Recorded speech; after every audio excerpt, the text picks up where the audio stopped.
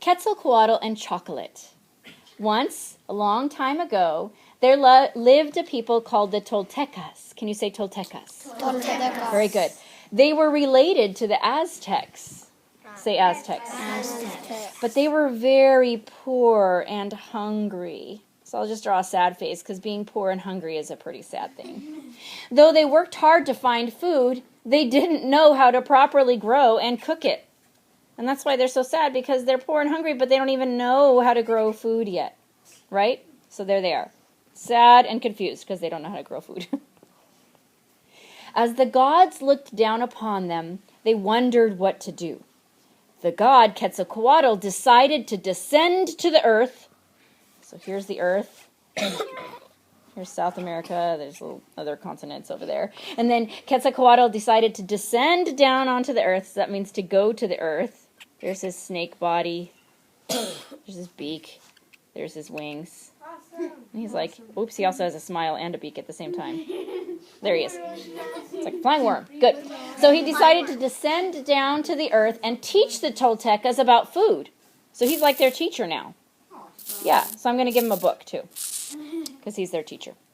Okay, there he is. As the people looked eastward toward the rising sun, a flash appeared, and a little dot of light followed the rays of the morning star to the earth. So here's the earth again, just the corner of it. Okay, there it is. Suddenly, the little dot of light transformed into a human. Legs, arms, curly hair. Okay.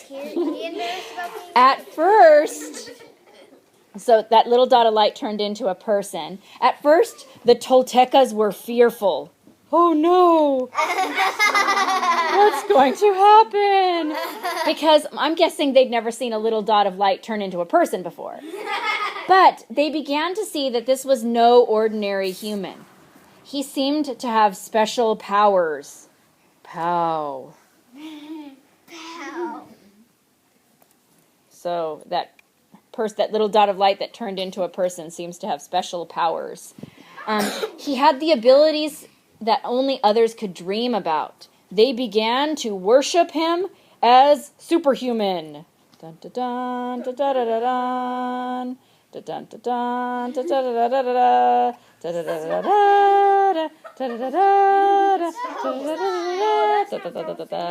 Okay, that's a Quetzalcoatl symbol. Oh, I thought it was the hope symbol. Did he actually wear that on his chest? No. But when we call Quetzalcoatl superhuman, it reminds me of Superman. So that's my doodle. Deal with it. Okay. So the little they began to worship him as a superhuman, and I guess I should draw him again. Whoa.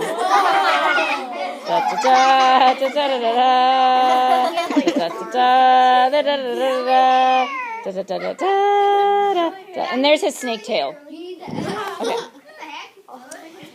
Okay, immediately the Toltecas set to work building a palace in the middle of their city, Tolan. So they started building a palace for Quetzalcoatl because now they realize how special he is. So here's the stairs to the palace. And I'll build the palace in a minute.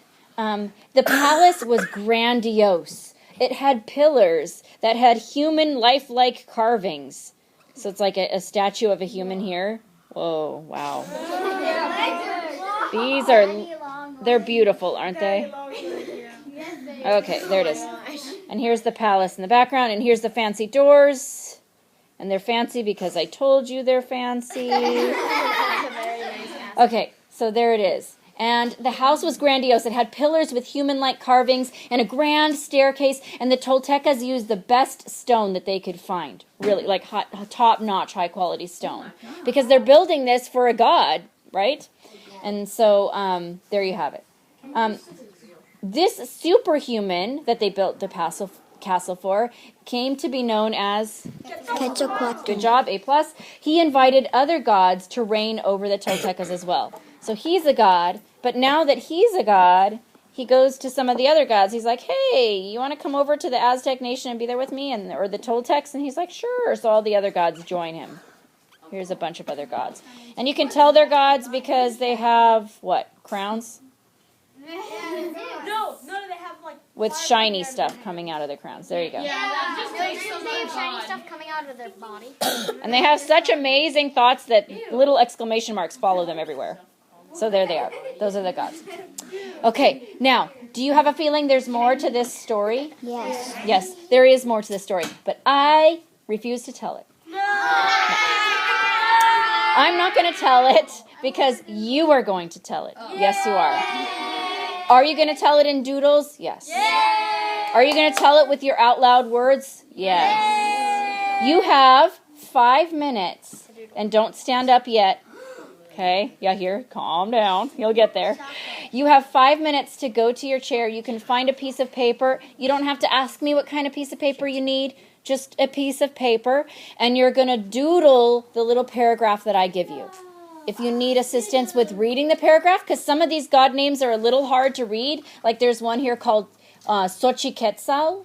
There's another one called, let me see if I can find it. No, that's a place. Tezcatlipoca. So I will help you read those names. Go to your seat and I will give you your paragraph.